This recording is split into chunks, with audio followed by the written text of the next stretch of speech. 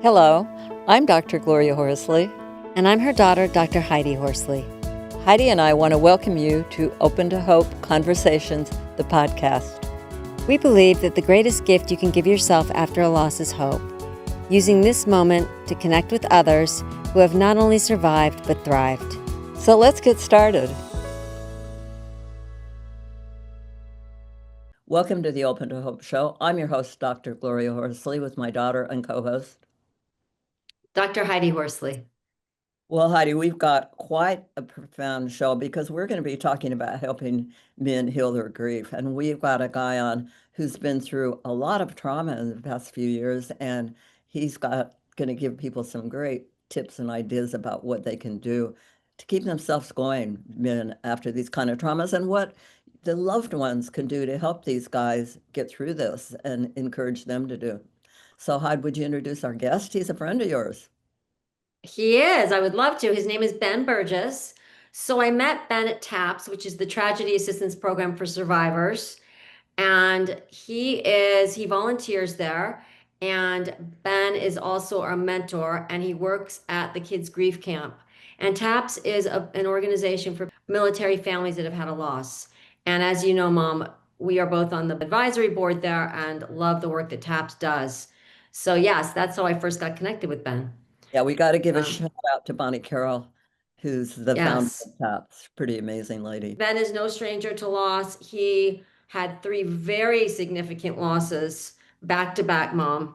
He lost his dad in 2020. He lost his brother Ryan to cancer in 2021. And he lost his brother Sierra, who was a veteran as well, to a construction accident in 2022. So that's 2020 his father, and 2021 and 2022 his brothers. So he's a bereaved sibling twice, which is tough, as I know. And then he is also a military combat veteran and served in the Air Force. And lastly, he is the regional coordinator for Project Healing Waters in the state of North Carolina. And today he is wearing a sweatshirt that says Project Healing Waters. There it is. Welcome to the podcast, Ben. You know, you've been through a lot in your life. Most recently, you were deployed 3 times, right? To Yes, correct. And after you left the military, before any of your losses of death, you had PTSD and had an alcohol problem, right? Yes, correct. Yeah. And so talk about that. When I got out in 2005, I started drinking. It wasn't very heavily, but then as time went by, it got more and more and more.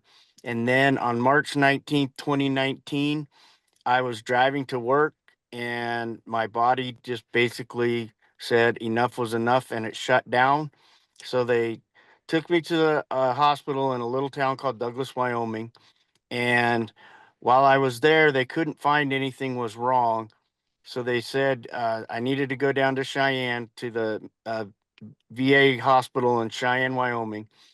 And while I was on the ambulance drivers offered to take me down there because they didn't say a veteran shouldn't drive himself down there, which I'm so thankful for that because I had a heart attack and 2 seizures in the ambulance on the way down to Cheyenne.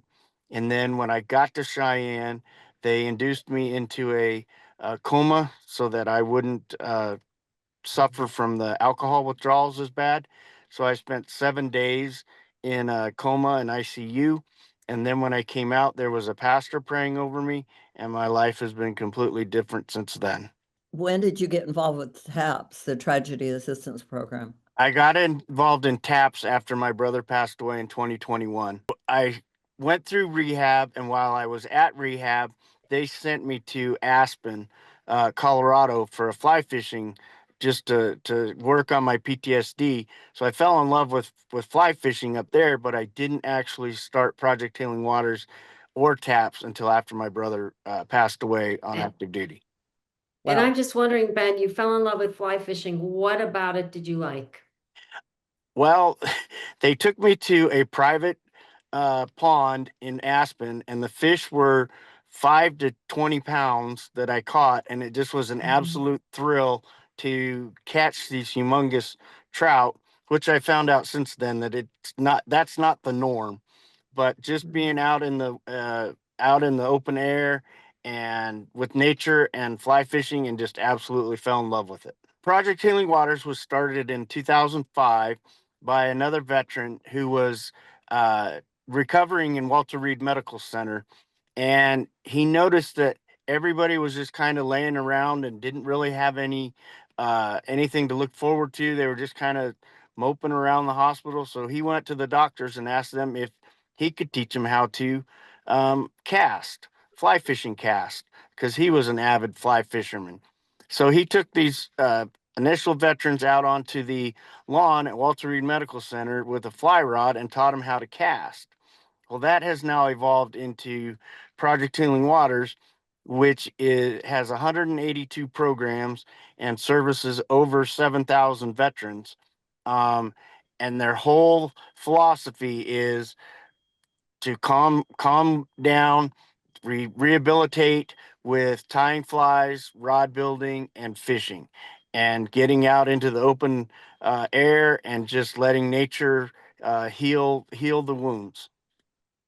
You know, Heidi and I were talking about it. One of the things that we like to say that we've observed in grief and loss is women tend to grieve face to face, and men like to grieve shoulder to shoulder. And what a shoulder to shoulder activity, Mhm. standing in a river on a shore, shoulder to shoulder with other guys. And then also the camaraderie that develops in the meetings where they're doing fly tying, because I found that tying flies, the world goes away when you're concentrating on that little itty bitty fly.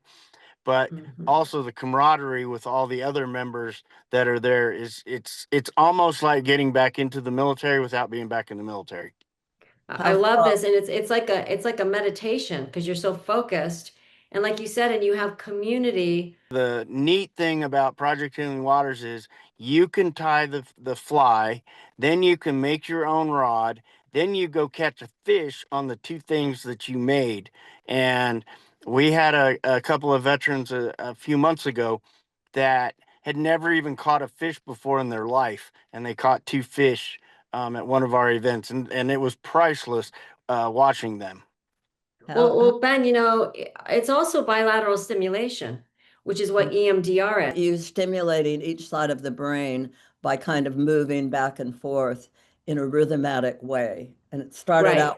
out, Shapiro was out in nature and she saw trees going back and forth and got this idea that you could stimulate the brain going both ways to help you with memory and traumatic events. You're casting your fly and you're moving your eyes back and forth. And that's what you do in EMDR when you've had traumatic losses. And you have certainly had traumatic losses. While you're doing this fishing, do you talk about the death of your dad or your brothers, or is that not something that is talked about? It's very interesting that you even asked that question, because we had a veteran. We don't talk about it. We had a veteran come up to us after an event that we went down to Edisto Beach, and he had never been to any of these events before because he was always worried about that we were going to sit around and talk about blood and gore and what we had seen. We didn't do that. We don't do that. We didn't do that. We talk about how we're feeling and what we're going through more than anything else. And what he realized was, and it's the same thing that I realized, that there are so many other people that are going through the same thing and are feeling the same internal feelings, but they don't have anybody to talk to, or they don't have any way to have an outlet to get them out. So that's what we really do more than anything else, is just talk about how we're feeling inside. Mhm. And how you're feeling presently. And Mom, it's peer-to-peer support. Yes. Exactly. Yeah, give me an idea of what a conversation would be like. What would you hear somebody say?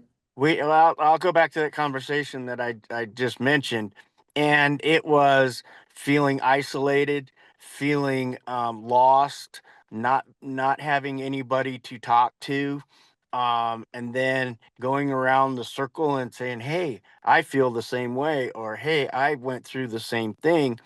Um, and this way, we're giving them hope that there's other people that have gone through it, and they can express what they're going through and get healing that way.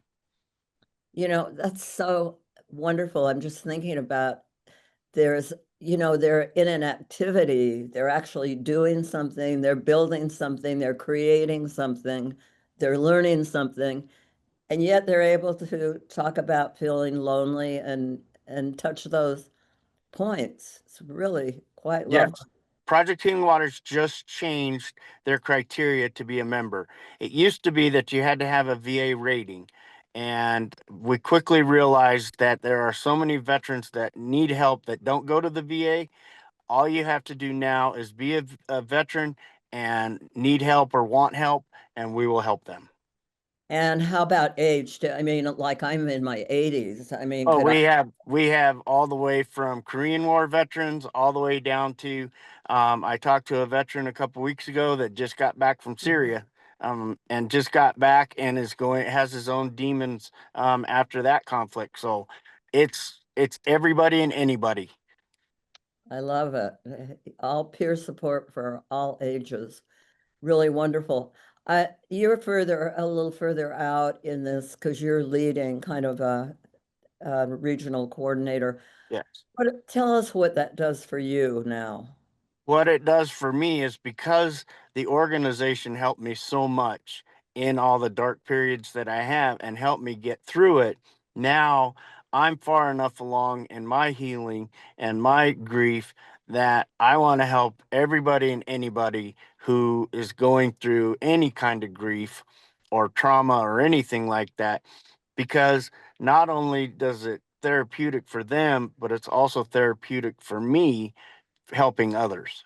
Yeah, that reaching out and doing something. And the other thing I'm wondering, Mom, with Ben is about TAPS. Mhm. What exactly is the program at TAPS that you're involved with, and how is that helpful? TAPS, as we mentioned before, is a program for survivors. And I went through their mentor program first, which means that I am over 18 months past my experience, and I mentor a person for a year, and I'm there for anything and everything that they need. If they need to talk at 2 o'clock in the morning, I'm there for them to talk to at 2 o'clock in the morning.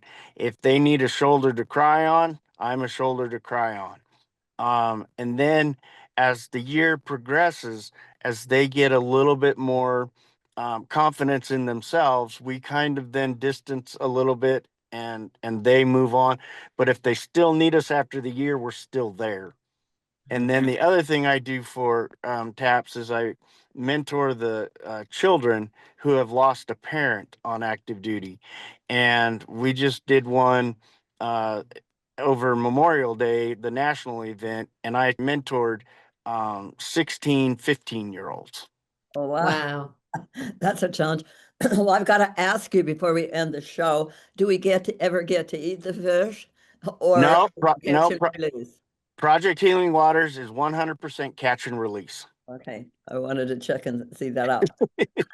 You can go to the fish store though and have a barbecue. Yes, correct. Oh, Ben, you're fabulous. I want to thank you so much for being on the show. Now, how do people get in touch with Healing Waters or you or The website is just Project Healing Waters .org, and then that will put them to the national webpage. And then there's places to say that they're interested, and then that goes to our staff, and they figure out what region they're in, and then they send that information to the regional coordinator, which in this case for North Carolina is me, and then I send it to the project leads along with a welcoming letter, and we just welcome them in and see what we can do to help them.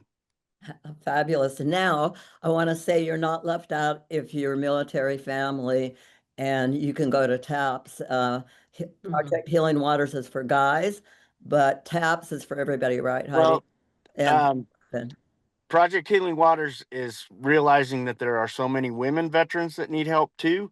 So they are now reaching out and starting a program, Sisters on the Fly, to get women to join fly fishing as well. All right. I know my daughter Heather, who's going to be editing this show, has talked about, she's done a little fly fishing and she thinks it's phenomenal. So I have never Yes. tried it. Maybe I ought to get into it. Never too late. Sisters on the fly. I love it. And Ben, as a mom of a combat military veteran, I want to thank you for all you're doing all over the country for our veterans. Well, I thank you. Thank you for having me, and thank you for doing what you're doing.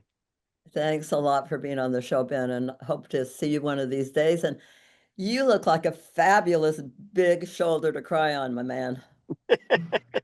Well, that's my goal. I'm here for if anybody needs any help. Well, we want to thank everybody for joining us on this show today. And Heidi and I always want to remind you that if you've lost hope, please lean on ours until you find your own, and God bless. I'm Dr. Heidi Horsley. You have been listening to Open to Hope, the podcast. You can follow Open to Hope on Facebook, Instagram, and Twitter. To learn more, visit us at opentohope.com and go to Apple Podcasts to subscribe. I'm Dr. Gloria Horsley. Join us again next week for another Open to Hope conversation, where we invite you to lean on our hope until you find your own.